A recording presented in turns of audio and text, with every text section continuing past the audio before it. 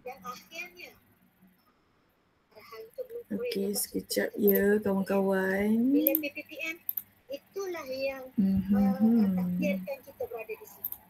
Okey, seterusnya apakah yang telah kita lakukan untuk memastikan pelajar kita yang mereka perlukan peranan kita sebagai guru di sekolah?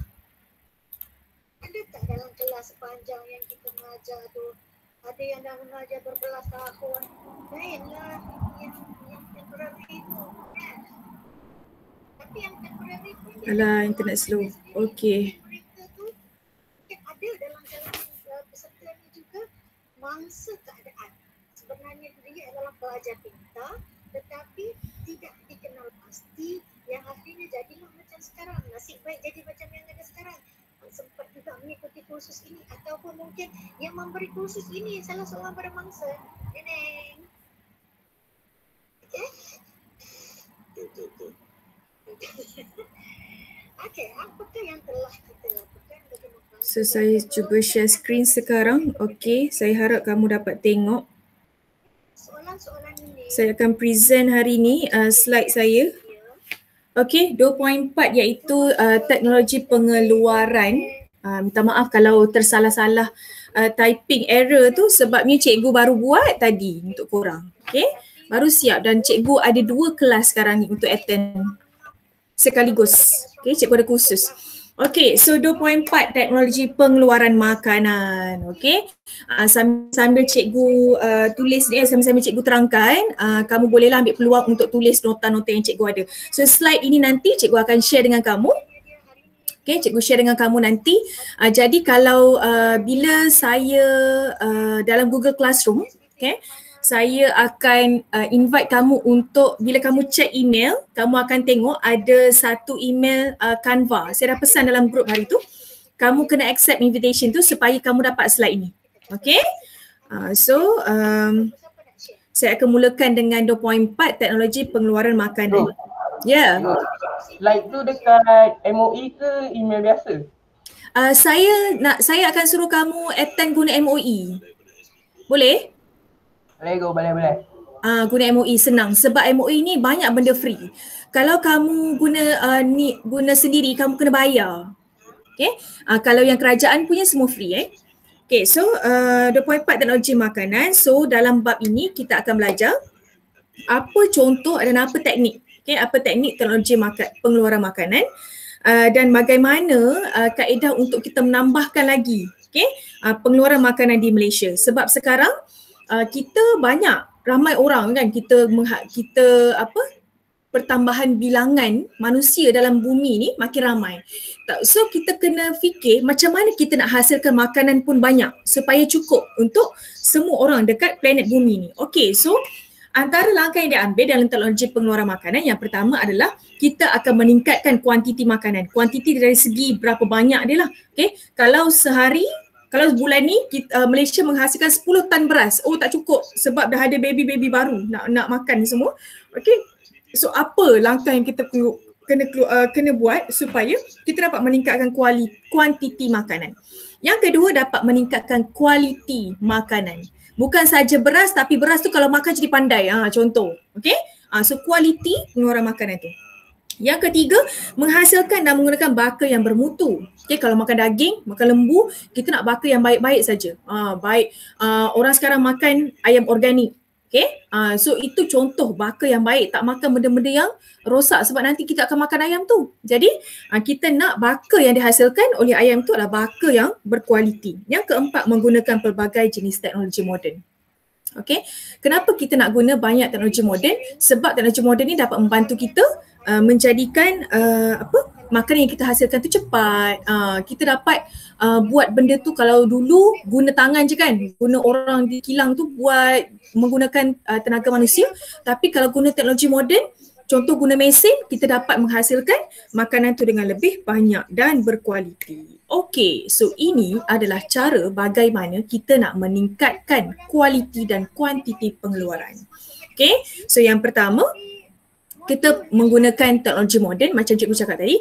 Yang kedua, pendidikan dan bimbingan kepada para petani. Okay, kita cakap dekat petani, oh tak payah guna yang ni, tak payah guna baja ni, nanti sebulan je pokok hidup, kita guna yang ni, memang 10 tahun pokok ni boleh tumbuh dengan baik. So bagi pendidikan.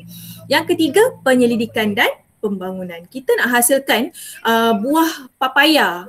Okay, bukan saja papaya tu sedap tapi berbau harum. Kita kena buat genetik dia berlainan. So itu melalui penyelidikan. Yang keempat adalah penggunaan tanah dan kawasan perairan secara optimum. Kalau nampak tanah-tanah yang tak digunakan tu, kita bangunkan tanah tu.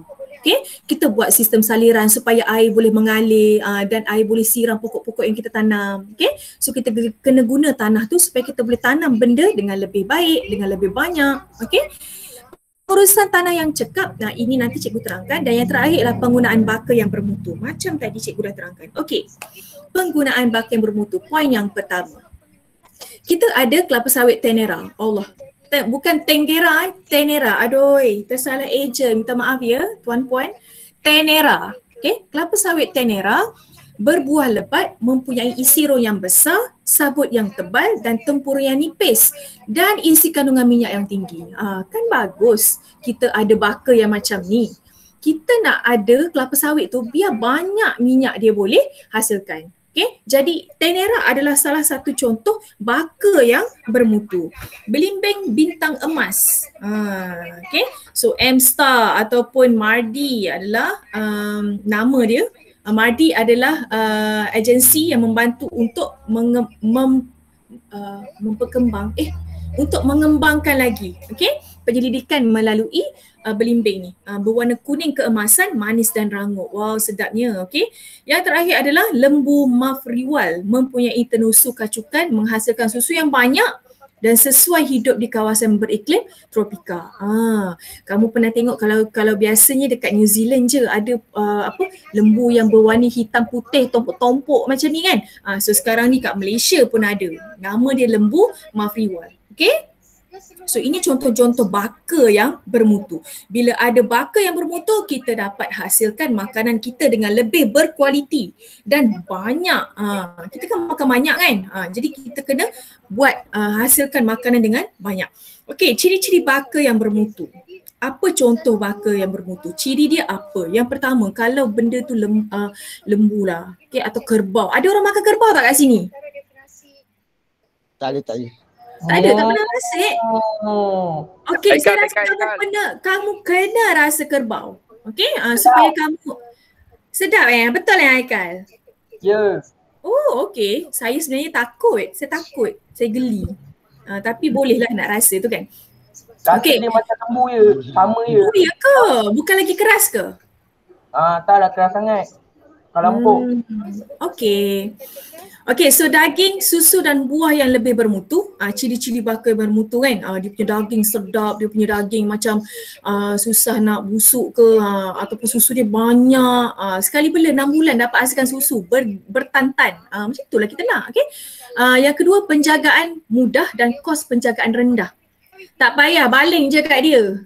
Rumput tu dia makan sendiri. Tak payah nanti dia minta vitamin ke apa, tak payah. Okay? So mudah untuk dijaga. Yang ketiga, rintangan yang tinggi terhadap penyakit. Memang datanglah COVID-19 ke COVID-18 ke dia okey je. Okay, so rintangan tinggi terhadap penyakit. Dia tak sesama, dia tak sakit, dia tak demam. Okay, serangga perosak dan cuaca melampau. Contoh benda yang memudaratkan kesihatan tanaman kita atau ternakan kita adalah benda ni lah, serangga perosak dan juga cuaca melampau. Jadi kalau kita ada baka yang berkualiti, so rintangan terhadap benda-benda ni adalah lebih tinggi. Okay, yang keempat adalah hasil yang banyak. Ini yang kita nak. Okay, kita tanam sikit atau kita ternak dalam masa beberapa bulan je, tapi dah boleh sembelih, dah boleh jual, daging dia banyak dan hasil dia banyak. Dia bertelur banyak, contoh ayam kan. Okay, so ini yang kita nak, hasil yang banyak. Dan yang terakhir adalah cepat tumbuh dan matang. Okay, so cepat kita boleh tuai. Seterusnya, Seterusnya adalah penggunaan teknologi moden. Okey, contoh penggunaan mesin dalam mempercepatkan proses atau pengklonan untuk mengekalkan ciri baik pada baka. So ini semua teknologi moden yang kita gunakan supaya kita dapat mengekalkan kualiti dan kuantiti makanan supaya lebih banyak dihasilkan. Yang seterusnya penggunaan jentera, traktor mempercepatkan proses. Kalau dulu kan nak tuai padi kan, ambil padi tu tuai lah, dekatlah sebulan boleh pula makan beras. Nak jual pula, nak baking pula sebulan pula.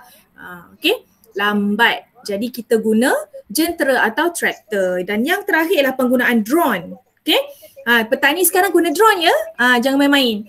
Penggunaan drone dalam proses semburan pestisida. Okay, semburan pestisida dapat menjimatkan masa dan kurangkan kos tenaga kerja. Drone ni bukan RM2 ya kawan-kawan. Drone ni ada yang berharga belas-belas ribu. Okay, hebat orang petani sekarang. Okay, so apa lagi cara untuk meningkatkan kualiti dan kuantiti makanan? Okay, yang pertama pendidikan. Macam cikgu cakap tadi lah, pendidikan dan bimbingan untuk petani. Yang kedua penyelidikan dan pembangunan. Yang ketiga penggunaan tanah dan kawasan perairan secara optimum. Yang keempat adalah pengurusan tanah yang cekap, penggunaan racun serangga dan kawalan biologi. Okay, jangan risau, cikgu terangkan satu persatu. Yang pertama, penyelidikan dan bimbingan untuk petani. Okay, so pendidikan dan bimbingan ni macam petani, dia okeylah, dia belajar daripada mak ayah dia macam mana dia nak tanam pokok tu. Tapi dia tak tahu kalau kita ada teknologi yang baru dapat mempercepatkan kerja dia. Okey, tak buang masa. Okey, so guna benda-benda yang berkualiti. Contoh baja, ada baja A sampai Z, nak guna yang mana? Okey, so kerajaan akan memberikan pendidikan dan bimbingan kepada para petani. Okey, contoh dia untuk kelapa sawit kita ada Advanced Biotechnology dan Breeding Center. Diorang ni yang kerja kat sini, diorang selalu buat kajian dan diorang akan ajar petani-petani kelapa sawit untuk kaedah menambahkan mutu dan kuantiti kelapa sawit mereka. Okey, yang kedua itu bimbingan dan pendidikan. Yang kedua adalah penyelidikan dan pembangunan. Okey, contoh kamu nampak gambar cikgu tu, itu nanas. Okey, orang Johor kan suka nanas kan? So nanas kan, so kawasan tanaman dekat Johor kat Pontian sana tu, nama lagi Pekan Nanas. Okey, memang banyaklah nanas dekat situ. Penyelidikan pembangunan tanaman nanas yang banyak sangat dekat situ. Okey, bukan saja dia tanam semata-mata, dia juga bagi dia juga buat penyelidikan macam mana nak hasilkan nanas yang bermutu. Ada nanas grade VIP, ada nanas grade Marhain pun ada. Okey, macam-macam. Okey, so pendidikan dan pembangunan untuk meningkatkan kualiti dan kuantiti pengeluaran makanan untuk mengatasi kekurangan makanan global. Okey, yang macam ni, yang gambar cikgu ni, nanas ni bukan nanas biasa yang kita buat untuk buat gulai tu, bukan ni nanas ni memang yang premium punya kualiti. Okey, bukan saja dia berbau harum, dia rasa sedap, manis, confirm manis, bukan saja cakap manis, dia memang manis. Okey, baka dia tu memang satu baka yang sangat premium, sangat berkualiti. Okey, so itu adalah daripada hasil penyelidikan. Okey, seterusnya adalah penggunaan tanah dan kawasan perairan secara optimum. Kalau kita nampak kawasan terbiar, kita usahakan tanah yang terbiar. Kita suburkan kawasan yang tandus dengan cara kita buat sistem perairan dan perpaipan yang baik. Kawasan tu ada air kan, kita boleh tanam. Okey, yang ketiga, mengusahakan kolam pelombongan yang terbiar. Kita boleh buat sangkar ikan dekat situ. Okey, yang keempat, mengusahakan kawasan tanah paya. Kita boleh bela ikan, buat sangkar ikan juga dekat situ. Membina empangan dan tali air untuk tanah perairan. Jadi kita cuba fikir dan cuba dapat bantuan daripada kerajaan macam mana kita nak buat tanah perairan, kawasan yang tandus ini, kawasan yang tidak digunakan ini supaya dia mempunyai kawasan perairan secara optimum. Okey, seterusnya adalah pengurusan tanah yang cekap. Tak semua orang boleh jadi petani. Kenapa? Sebab tak semua orang tahu macam mana kita nak suburkan tanah. Okay, so dalam poin ini dia kata pengurusan tanah yang cekap, maksudnya kita kena tahu macam mana kita nak suburkan tanah. Okay, so apa yang ada dekat sini adalah tanaman campuran. Kamu tengok gambar cikgu tu, Tanaman campuran ni dekat tengah-tengah ditanam salad. Contoh dia tanam salad. Tapi dekat tepi-tepi tu dia tanam jagung. Kenapa? Siapa boleh jawab? Lama ni tak baca bahasa Inggeris ni dia jadi inilah kakak baca sendiri Nak bagi orang lalu. Okey, nak bagi orang lalu tu batas tu. Dia buat batas tu nak bagi orang lalu. Kenapa kita tanam tanaman campuran?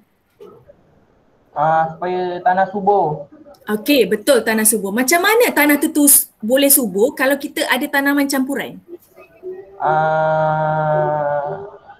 Apa itu soalan ni sorry? Macam mana tanah tu boleh subur bila kita buat tanaman campuran? Dia macam mana nak cakap Okey. Okey, Haikal go. Dicampur lah ego. Dia campur lah. Okey, dia campur. Okey, macam ni. Kenapa dia boleh campur? Okey, macam ni. Kalau sawi ataupun salad, dia memerlukan nutrien yang berlainan dan dia mungkin juga akan menghasilkan nutrien berlainan kepada tanah tersebut. Okay, dia tak sama dengan jagung mungkin. Jagung perlukan nutrien yang lain. Okay, dan juga menghasilkan nutrien yang lain. Jadi bila perkongsian ini berlaku, maka kita ada banyak jenis nutrien dalam tanah kita. So that's why lah tanah tu jadi subur sebab dia ada nutrien yang pelbagai dan dalam kuantiti yang pelbagai juga. Boleh faham tak? Faham. Okey. So pengurusan tanah yang cekap ni maksudnya kita buat tanaman bercampur, dia dapat mengekalkan kesuburan tanah, meningkatkan kualiti dan juga kuantiti hasil tanaman kita. Sebab dalam tanah kita tu dah banyak nutrien hasil pencampuran pokok-pokok yang berlainan kita tanam. Okey, seterusnya ialah penggunaan racun serangga. Tengok orang yang ada tanah ni, menanam ni, dia bukan ada 1 ekar je. Dia ada beratus-ratus ekar atau berpuluh ekar. Jadi cara untuk dia buat semburan racun serangga menggunakan kapal terbang. Dia ada kapal terbang Okay. So racun serangga ni dapat menjaga kualiti dan kuantiti makanan kita daripada rosak dan juga mengelakkan tanaman daripada terkena jangkitan yang akhirnya membahayakan kita sebagai pengguna. Kita yang makan. Kita tak tahu dekat situ ada air kecing, tikus ke apa ke kan. Jadi racun serangga ni penting untuk meningkatkan dan menjaga kualiti makanan tanaman seorang petani itu. Yang terakhir adalah kawalan biologi. Kawalan biologi ni. Kawalan biologi ni merujuk kepada kaedah yang mengaplikasikan interaksi antara organisma untuk mengawal sesuatu organisma yang lain dalam habitat. Contoh, burung hantu suka makan tikus. Jadi kita bela burung hantu. Siapa pernah tengok rumah burung hantu dekat kawasan padi? Tak pernah tengok yang biasa Kamu pergi kawasan padi tu, kamu tengok ada orang-orang, betul tak? Dia buat orang-orang. Kan orang-orang tu. Satu lagi dia bela burung hantu. Ada satu dia pacakkan satu rumah burung hantu, ada macam postage pula dah. Dia ada satu rumah. Di mana itu adalah rumah burung hantu. So burung hantu ni kalau dia bergerak di kawasan padi tu, kalau dia nampak tikus yang makan padi tu, dia akan makan tikus tu. Itu maksud kawalan biologi. Okay, itu maksud kawalan biologi. Dia menggunakan hidupan lain untuk kawal hidupan lain. Boleh faham tak? Faham. Rantai makanan. Apa dah Kafi? Rantai makanan. Bijak. Rantai macam gini. Okay, rantai makanan. Okay, okay, raise hand. Okay, seterusnya adalah penyengat bertelur dalam telur rama-rama lalu memusnahkan. Ini contohlah rama-rama kan. Sengat ni dia akan bertelur dalam telur rama-rama tu supaya rama-rama tak boleh hidup. Rama-rama mati. Okey, maka tanaman kita akan terjaga. Okey, ini adalah kelebihan dan kekurangan kawalan biologi. Kelebihan dia, kita tak guna racun, maka dia lebih mesra alam. Tidak memudaratkan kesihatan organisma lain. Tidak menyebabkan perosak tumbuhan berdaya tahan. Dan yang terakhir lebih murah lah. Kita beli seekor je. Ataupun kita beli 5-6 ekor lah untuk jaga satu satu padi tu, satu kawasan padi tu. Okey? Kelemahan kawalan biologi mengambil masa lebih panjang. Oh, lambat pula kan nak makan, takkan nak makan 100 ekor tikus sehari kan. Jadi kita kena tambahlah bilangan buruh hantu. Sukar meramalkan hasil kawalan biologi yang melibatkan organisma hidup memerlukan, kita macam tak tahu betul ke dia makan tikus je ke dia makan padi juga. Kita tak tahu burung hantu tu macam mana. Sukar meramalkan. Yang ketiga, memerlukan perancangan dan pengurusan yang lebih teliti. Kita kena tahu yang burung hantu ni dia makan apa sebenarnya. Lepas tu dia nak duduk kat mana. Kita kena tahu di kehidupan sebagai si ekor burung hantu.